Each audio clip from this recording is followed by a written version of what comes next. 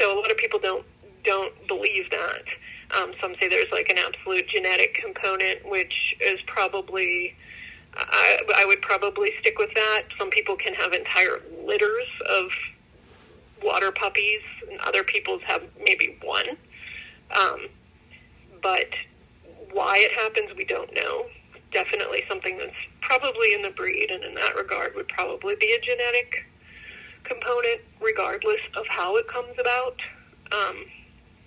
But yeah, so most people do C-section out of concern for the possibility of that. So yeah, definitely very different than our dogs that can just go right ahead and produce naturally, like, Huskies, Dobermans, Rottweilers, whatever other breed you can think of. Mm-hmm. These guys definitely need assistance. I've had, again, I would say that again could be the criticisms that I would have of Bulldog moms. I could honestly almost have of any breed, but they are a stout dog, a heavy dog, and they're not like a German short-haired pinscher going into their whelping box. They're definitely heavier. So if they jump in, you definitely have a greater fear of them, squashing a pup. They're a very heavy, compact animal. But as far as being good moms, that's all that I've ever had. I will separate the pups from the moms in between feedings initially, just to ensure that everybody's safe. Mom is coming out of C-section and anesthesia, sometimes not even aware that she's had puppies. So initially, the first couple days, I definitely have them separated. I will have them separated pretty much throughout until the puppies are very, mobile, and probably around 3 to 4 weeks. I will, as long as I am present, I'll allow the mom to go in and out as she pleases with them. I've had some that were like incredibly great mothers where I had no fear of. I've even gone to bed and allowed one to like go in and out as she pleased because she was so gentle and so careful with her puppies. I know they have like this, they say like, oh, they're so clumsy, or they're this or they're that, and I don't entirely believe that. So far in my experience, I haven't had that issue, but I have a relative that bred and showed Irish Wolfhounds, and those are massive dogs too, and they've had puppies get squashed and stepped on and stuff in the same regard. So really, I think it's relative. I know that some dogs can be left alone and whelp a litter and care for the litter, but I think really it's important that any breed that you're breeding, you just got to be a responsible dog owner and constantly check on pups, make sure everybody's okay, make sure mom's doing her job. I mean, they need to be cleaned. First-time moms are always a little nervous and unsure what to do, so sometimes they need a little help. I'm always very hands-on with the puppies. I'll clean them. I'll give them to mom to clean too. I'll allow her to nurse with them for hours, but if I'm not going to be in the room with her, that's when I take those puppies. I'll take them away just so they don't get hurt. That's just basically. But I don't believe that they're any more clumsy than any other breed or anything like that. I just think there's other precautions we need to take just because they are a heavy dog. I mean, you think like there are some dogs that are much more agile walking into a whelping box than a bulldog jumping into one, of course. But like I said, with even like Irish Wolfhounds, dogs that are heavy, big, puppies get squashed, that way too. Mm-hmm. So I don't think that some of the criticisms that are out there about them being poor moms or anything are actually accurate. What was, in your experiences, what's the average litter size? Sometimes we've had litters up to 8 puppies, mm-hmm. But we've also just had a litter this last time. There were only 2. Mm-hmm. The stud that I used, though, was 10, and we shipped semen over, like, COVID, which was not very fun. So... I know they say they have smaller litter size, which is probable. I'd probably say, like, on average, it's usually 5 to 6. But, like I said, we've had litters of 8. And just this past was our smallest litter. We hadn't had a litter smaller than 5 or 6 until this past one. But this was a stud that was a little bit older for us. Mm-hmm. And, again, we shipped. And that was also, I think, the first time we'd ever shipped semen. We typically would drive and do the insemination, but that was the first time we shipped. So I think your means of how you're breeding and that can really impact it too. You know, your timing dates as far as doing the progesterones, you know, and how often you're going to get to breed. Lots of times, people that breed bulldogs, if they're going by numbers, they'll only breed once. I like to breed at least 2 times get at least 2 breedings out of it, a pairing. So it just depends. But like I've said, in my own experience, I've had, like just this past litter, I've had 2. I've had 2 litters of 8. You know, I've had somewhere I've had 5 to 6. So, but I think as far as how most people talk about it, it's typically probably an average of 6. I've seen some people have 10 puppies, you know, so again, I can only tell you what my experience is of it. How often do you breed your females, and do you skip a cycle or you wait a year? I do. I skip. The most I've bred one female was 3.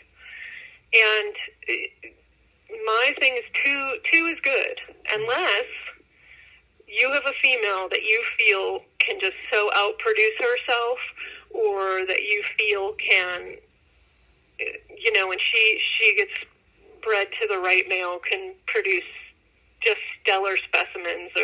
But other than that, I feel like it's a lot to take out of them. It's a lot to put them through, especially those first couple of days. And so for me, I would say like 2 is good, and I allow them to heal and become healthy. Some people believe that back-to-back is healthier for them. I'm not sure about that. You know, I have my own decisions as far as what I feel is healthy for an animal. I like their body to, they call it suck up, where, you know, the animal may have just whelped, and so their nipples, everything is like kind of saggy. I want them to get back in good shape again. I want all that sucked back up. Like I get them back out running, getting normal things, healthy, happy dog stuff. And once I feel like they're healthy and ready to go and kind of recovered from all of that, because litters take a lot out of them, and I don't use my females to, like, we don't breed that much. I've had litters once a year. I've had litters once every 2 years. You know, it just depends on our lifestyle here, what I want to focus on in my program. If I have just one dog I really want to get out and show right now, then I'll focus on that dog. If I have a female, I want to champion her before I breed her. I might wait until the dog's 3 years old, you know, sometimes older, until I breed it. So breeding is not my main concern with the dogs. It's the quality of the dogs. So for me, I don't live off my dogs either. I spend way more money than I would ever make on them. So breeding is not my priority, not right now. However, I am now taking some time off work to focus on getting, you know, working on the dogs and getting some stuff done here. So that may change. But I myself, I prefer to give the dog a year to, you know, get its, you know, basically get its life back, be a dog again, you know, not have to be like a producer. But some people, there are some repro vets out there that do believe that's the healthiest way, the healthiest thing for their uterus to do. But some people say they have a less of an opportunity to get pyometria or some other sort of disease of their, you know, reproductive tract if you just kind of do it back to back, but I don't. So there's lots of different thoughts about this too, and learning from experience as well. Different lines will mature at different rates. So there are some puppies I've kept, like as soon as it was born, I was like, holy crap, that's the one. Look at the head on that dog, look at the features on the dog, looks fantastic. And then, you know, so we've got that day one breeding. Then we've got people that say, okay, well then let's evaluate them again at 8 weeks. So I'll look at them again at 8 weeks.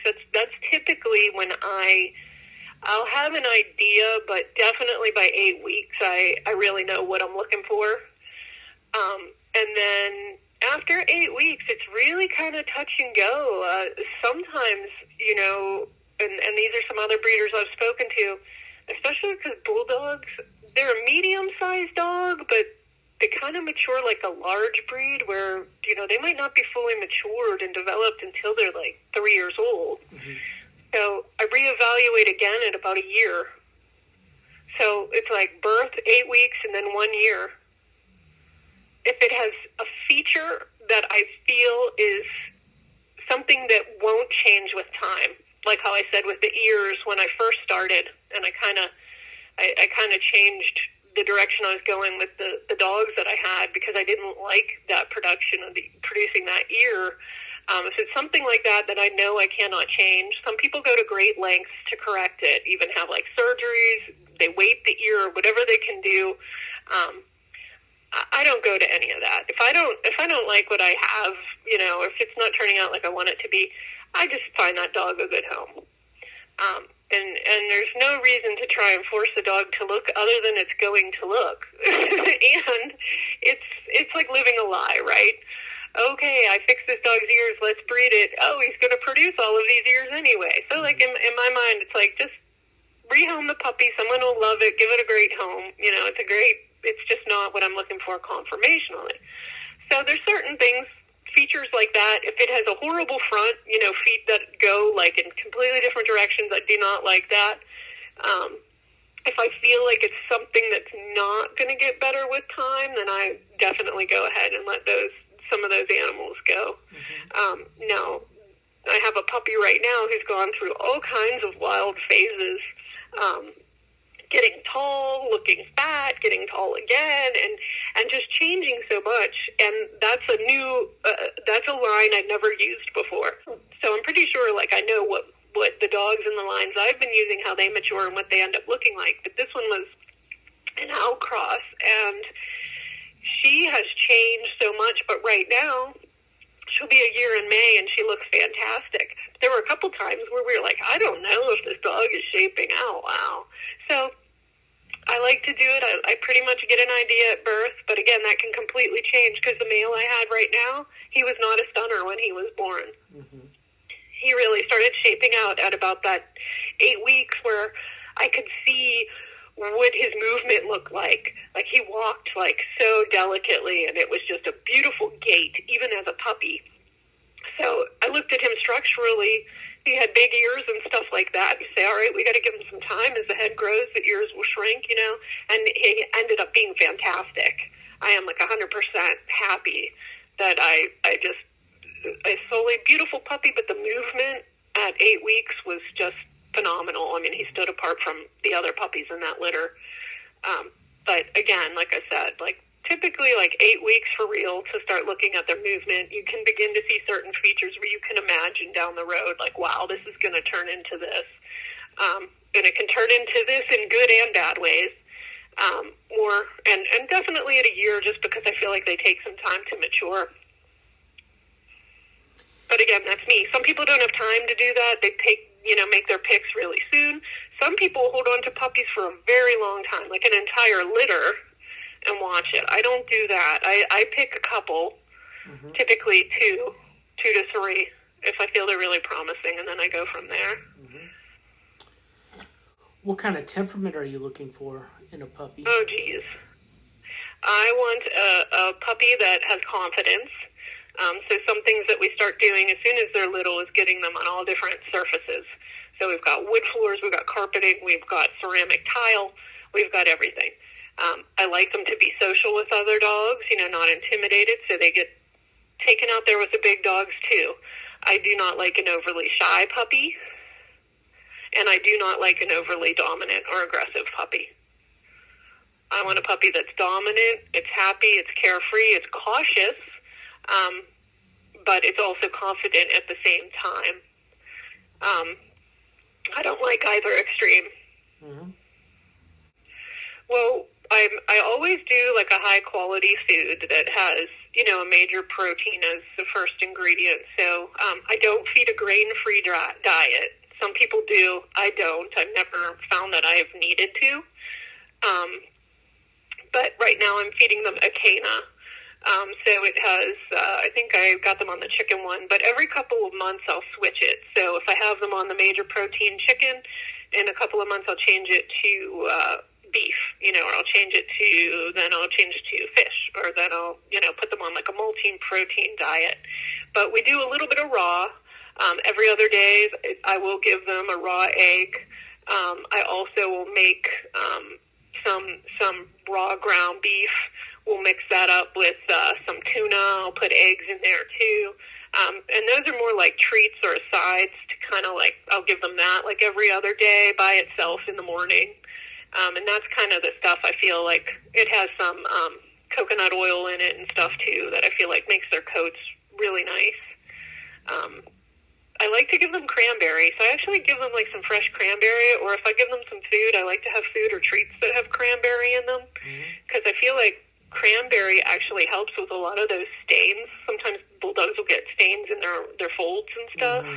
I'm not sure what it is about the cranberry. I don't know if it helps with the pH, if it doesn't allow like certain yeast to grow in those areas, or what it is, but that's kind of like my secret thing that I like to use all the time for them. Because, like, we don't have any of those stains, and I attribute it to that.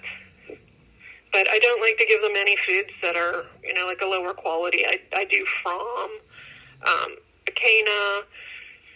I do, if I give them any canned food, that's the only thing that I make sure is grain-free, and that's solely just because it will have more protein in it. I was never a big fan of the grain-free, like all those peas and all that stuff, but now they're thinking, might be causing heart issues and stuff with dogs. But I think if people just mix up their diets every couple of months, I think it's actually much better for the dog, because you can imagine if you yourself ate the same food every single day, you could definitely be having deficits somewhere that you didn't even realize you had. Have you run into any allergy problems? I have not. Yeah. I have not with the dogs that we have now. And again, like I was saying, I think sometimes we run into those issues when we're feeding like a low quality diet, But then again, I don't know. But we've been lucky enough to, just be careful, trust in our breeders that we've gotten our dogs from. If they've said, no, we never had skin issues, we never had this, then, we have to trust them. But that's one good thing that I feel is important about showing dogs. Because the dogs that I own in my home, all of them go out into the show world. People see them. If we had skin issues, if we had allergies, it would be very obvious.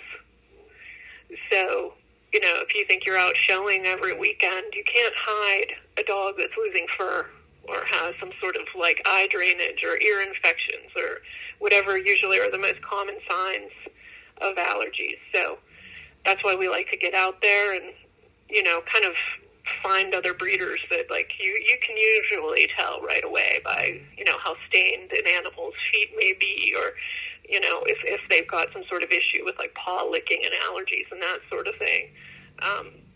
We have not, luckily, thank God. I would definitely say that hips have improved tremendously. I would say that trachea has improved tremendously. Elbows. Again, I talked about stone formation before. There's HUU stones, and there is cystinuria type 3. HUU, most breeders are testing for that, and we're breeding it out of the stock, which is fantastic. That cystinuria type 3, it's still a little, the type 3 is unique to bulldogs only. Now, there's type 1 and 2 that other Mastiff type dogs are prone to. And so there's still not 100% correlation. So some dogs have come up with cystinuria type 3 and they've been affected, yet never shown any sign of the disease.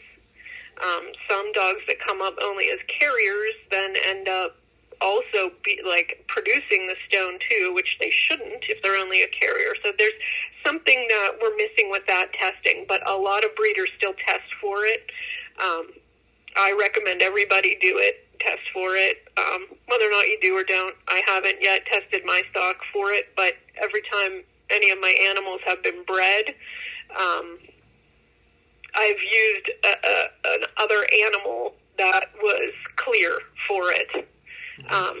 But that's something I'm definitely going to be getting on the two dogs that I have right now anyway. But that's something we're trying to breed out. I also think that tight tails can be a problem. It's normal for Bulldogs in the standard. It says they can have a screw tail. But ideally when they're too tight, they can cause issues. There are some people that have to get the dog's tail amputated. I've never had to go that route myself. I've never had a tail that was too tight that I couldn't clean it out.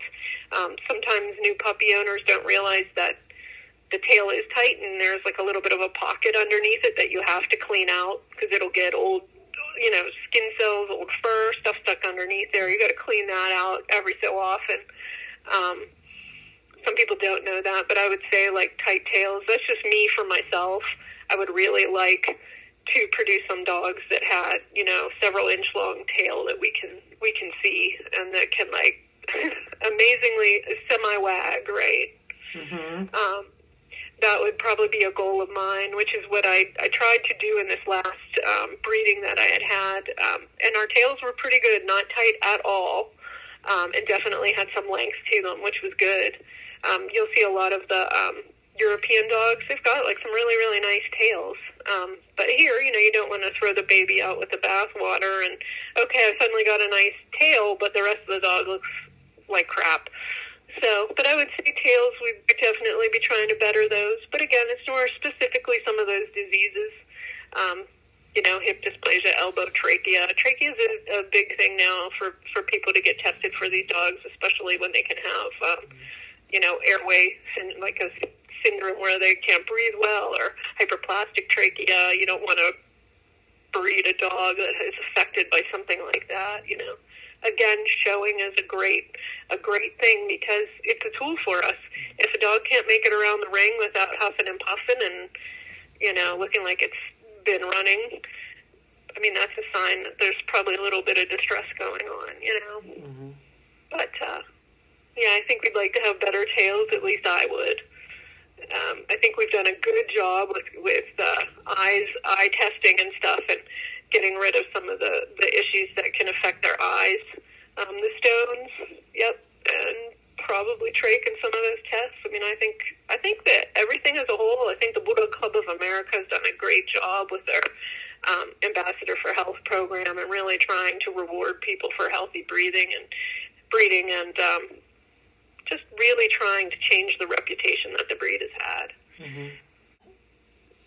What part of the world is actually producing some of the best Bulldogs, do you think, today?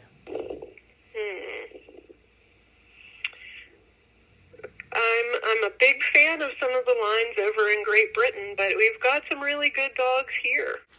I don't know, it's a tough call. It's tough. They're different. There's a little bit of difference in some of the appearance of the dog. So I think it really depends on what you're looking at as far as from a personal opinion, what you like. I like the British style look, but some of the dogs I've seen here have been fantastic. Kelly France had Isabel, that was a fantastic dog. We've had Eduardo and Kara with Thor. There's some, Little Ponds and Kemosabe did some great winning. I mean, we've got some very, very nice dogs here. And what specific do you like about the Great Britain lines? What are some of those qualities that you see compared to some of the qualities you see in the States? For me, I feel like they have that nice muscular look. They have a little bit of leg to their dogs. They're not too cobby or short. It's just a style, I guess, that I like, a preference. They've got really nice top lines, and they have that length on the tail. So I kind of like that look. That's a look I would like to recreate if I could do it and produce. The dogs here that I've liked so much have had that length of skull that I was talking about earlier, where they have like a nice long skull. There's a dog out right now who's getting campaigned, and his name is Winter. He's got a very nice length of head. He's got a really nice upturn and jaw. Yeah, it just really depends. I do like the British stuff, the Okobo and the my style lines. Those are probably some of my favorites. But here, I mean, we've got Little Pawns is fantastic. Elizabeth Hugo has some really nice dogs. There's a lot of good breeders here too. I mean, it just depends on what you like. Connie Chambers, Cody Sickle. I mean, the Cherokee Legend dogs are pretty phenomenal too. There's Millcoats. That's old school stuff. I mean, there's a lot of good stuff out there. Right. Well, I would say with the Netherlands and how they want to like introduce, these outcrosses or crossbreeding, basically. For some of these dogs, I think specifically, I'm thinking of the French Bulldog that they're bringing in, like terriers, and it's more like a Jack Russell Terrier. I mean, the thing about it that's funny to me is that there's absolutely no guidance.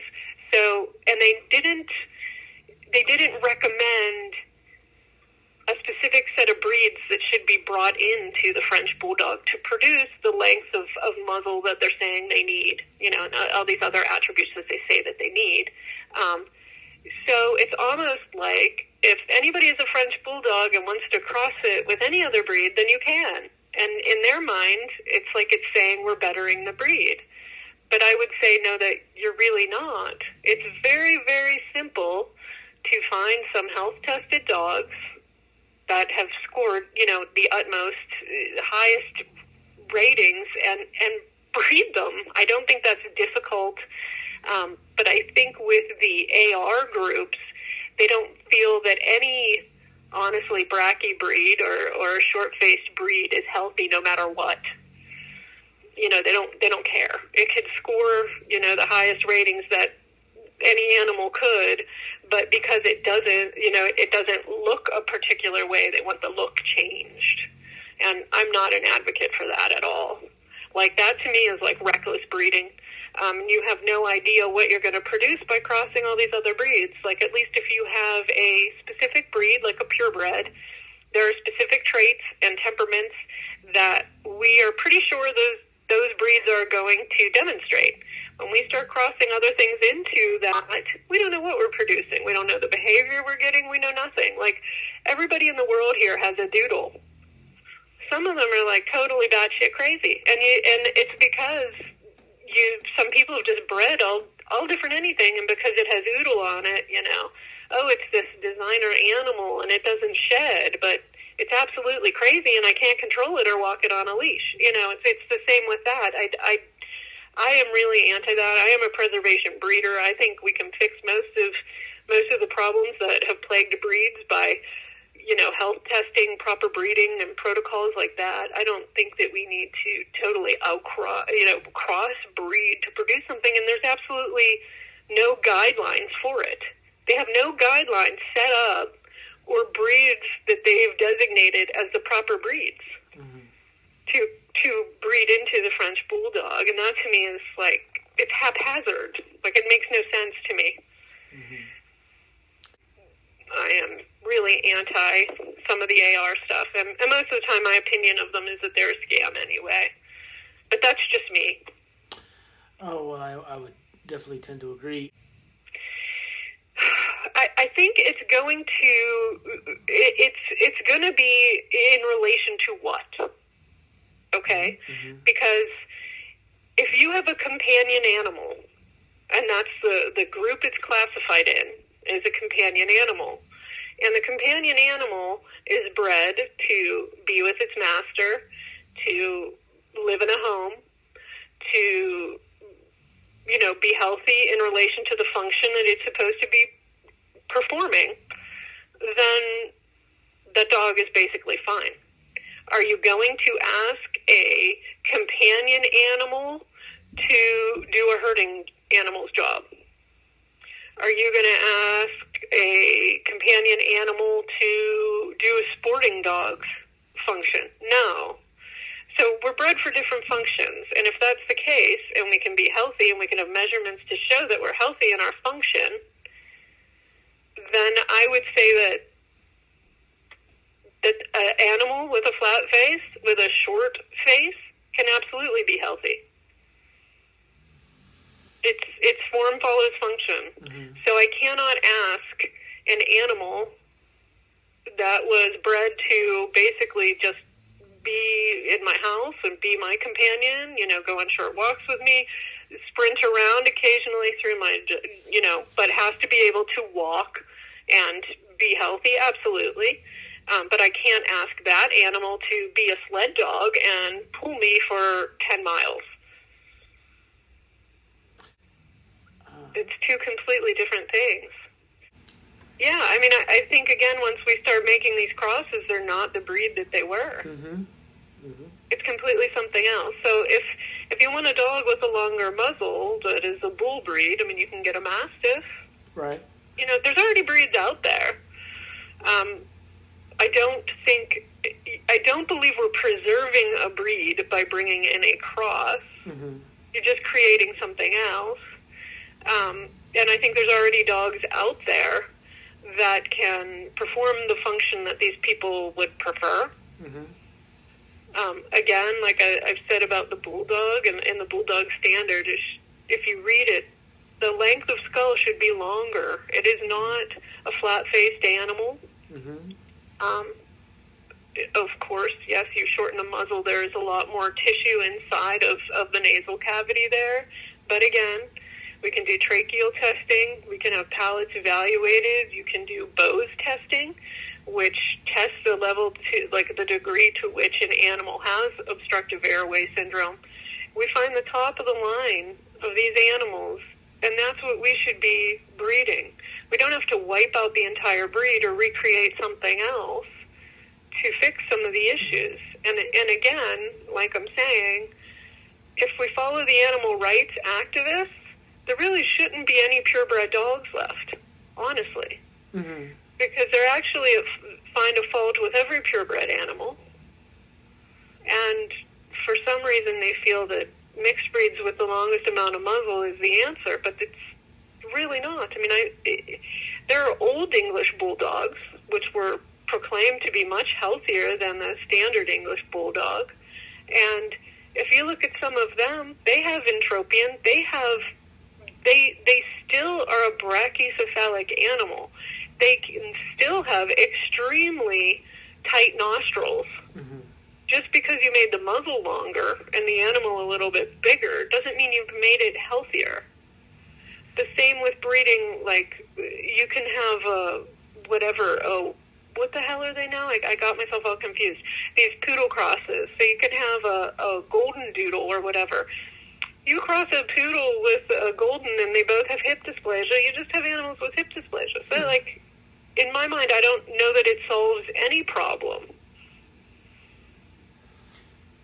I think that health testing is kind of where it's at. I get if there are some people that create some really cool hunting dogs, too, by crossing some of these breeds. But again, they say, like, their dogs are specifically bred for hunting. They're not claiming it's a purebred animal. That's why I have no problem if it has a purpose and a function. Yeah. Yeah. That's why some of these people that hunt, hogs and stuff, they've got some of the coolest dogs I've ever seen. Some people have crossed greyhounds into the lines to make the dogs faster. I mean, there's a lot of really cool stuff out there. I'm totally fine with people doing something like that, and it's serving a purpose for them. Yeah. I am just not, I guess, going to support something that its goal is to just destroy a breed, to destroy it and do it in the name of health. I agree. Just a couple more questions. What do you do to get your Bulldogs ready for the show ring? Not much. It's really not. They've got a short coat, so it's really not, anything much that you need to do. You want them to be clean, of course, brush them up real well. Mm-hmm. I shave the face So we remove the whiskers so they're quite smooth. If there's any scraggly hairs, you'll trim them up a little. I trim the belly a little bit just to accentuate the uptuck there so it's more visible. But other than that, it's a pretty easy breed to show. It's not like a poodle where there's, a lot of maintenance and hair and brushing and stuff. They're a fairly easy dog to prepare to show. As far as grooming goes, then, as far as conformation goes, that's the same as any sort of, basic training course or anything that you're going to teach them, that they must behave. They're to follow you all the time. There's manners and there's behaviors that they have to perform in order to get their treat. I do it any sort of way I would want them to do any other sort of a trick. That's basically what we're doing. And we make the trick more involved, and each time it gets a little harder and they do it, they get a higher reward treat. It's the same. So the dog has to perform well. The dog has to listen. The dog has to be able to stand for a judge to be examined. Dog has to, not be aggressive in any way. It has to allow its mouth to be examined, its eyes to be examined, ears, everything. So we just start when they're little. They show on a show ramp, so we have a little ramp that we'll put in the backyard, and we allow those puppies to play on it, crawl up on it, do whatever they want. And little by little, we teach them to stand, and then, they get rewarded, and we just kind of go from there. Mm-hmm. I think that they're trying. I'm pretty sure now when you register puppies, they give you like a free exam, but then they also give you a little info on like how to show. I really honestly think, I know that we're putting a little emphasis on AKC as far as what they can do, because they do sponsor these shows, but I think really it's going to come down to the breed clubs. Mm-hmm. And those breed clubs, many of which are kind of like old boys clubs, right? Some of them don't take many new members in. I think it's really up to them to be the voice for their breed. You've got to go out. AKC, it shows, they have Meet the Breeds. So any sort of spectator, COVID has ruined that. But like I said, hopefully it'll get back again. But where you can walk around, you meet some people who are from the breeds that were there showing, so bystanders can ask questions and what have you. And I really think the breed clubs have to make more of an effort and be kind to new people. AKC has started a mentoring program, which also puts new people in touch with, people, long-standing people in the breeds, which is also another good thing. But I really think it falls back on the breed clubs to be outgoing, to invite new people to come around, to just even have fun things in the area, like, hey, let's have like a Bulldog get together, post this stuff up wherever you can, like how I said, I join Facebook groups, many of them blocked from, that's true, but I try to be out there to educate. We could probably do some more fun things, more puppy matches. People who maybe really don't want to be serious and show, but let's give them a chance to come out. And just have fun and meet other people and other Bulldogs and try to get people more involved. I think. Like I said, I think it falls down on the breed clubs to really try to get some new people in and not keep it so much as like a tight closed old boys club. Just let some people in, give them a chance. Mm-hmm. I think like how I said in the beginning of our conversation, a lot of breeders keep their breeding stock held back from the general public. And that's fine. I get it. You do not want your pedigree and all your hard work to fall into the wrong hands. I totally get that. But I think it's okay to just put advertisements out on social media. Show people what healthy Bulldogs look like. Give the time to new people. Talk to them. People send you an email, respond. I know sometimes people don't want to respond to emails where it's like, how much are your dogs? That's usually the first question I get. But take the time, talk to these people, make it an effort. Let's make it a social effort. Let's show them that the breed is good, it's healthy. And you know what? More people that give people the time of day and welcome them in, then that won't push buyers to go to puppy mills. It won't push them to go towards the fad colors, where a lot of those breeders are happy to talk to you right away because they're going to make a lot of money from you. I think like each breed could really do a very good thing. Utilizing social media, just being friendly, have some local matches, just try to be fun. And a lot of clubs do that, but I think we could probably push it a little bit further, make it a little bit more fun. But again, like I said, COVID really has crushed a lot of stuff, and really with COVID and a lot of shows getting shut down, the shows that were available, it was lots of big handlers that went out, big names. So the competition is very, very rough. It's strict. It's a hard bunch of people to compete against, and that can be discouraging too. But like I said, people just got to stick with it. Stick with it. Try not to get discouraged. You will make friends. You will have fun. You will laugh. And when your dog wins, it's the best. It's the best feeling. And I'll be the first to say I've lost way, way more than I've ever won. Yeah. And it is expensive. It's gotten very expensive. Yeah, and even now with COVID, like the fees have gone up. So now you're looking at entries, and you could be going to shows. Let's say you have a 4-day show weekend and it's, $30 to $35 per entry. Got 1 dog, 2 dogs. How many dogs are you going to show? You know what I mean? And if you have to travel to stay at a hotel and stuff, it gets very expensive. Yeah. That's why sometimes I think it could be very fun for new people to, let's say we have puppy matches and you're only going to pay, maybe $5 to enter the puppy show, But it still raises money for your club. It still gets new people involved. It still gets new people to see breeders and good dogs, and learn what good dogs look like. And I mean, it's simple. I think it really falls down on the breed clubs, and there's normally a club almost in every state, so we really could do a lot more than we do. Probably Mastiff. No, you know what I'm going to say? A Doberman. I like the big dogs. Doberman, I've never owned one. I've never handled one. I actually joined the Doberman club that was in Ohio, and unfortunately that club fell apart too, lack of membership. But Doberman's just beautiful. The angles and the lines on a gorgeous Doberman, and I know there are a lot of people that are anti-cropping and stuff, but when I see the head on some of those dogs with like beautifully cropped ears and everything, I love that dog. Regal, beautiful. It's like a timeless looking animal. What about small dog, like a toy breed or something smaller? I know you mentioned Shih Tzu before. I love them. Yeah. I love them. They have such good personalities, good little dogs. And I'm not a small dog person, and I'm really afraid I'd probably step on it. But Shih Tzus they're just lovely. I love them. Super cute. I like a little Boston, too. Yeah, I love Bostons. I have my Shih Tzu's laying right next to me. And my Bulldog just came up on my lap, so...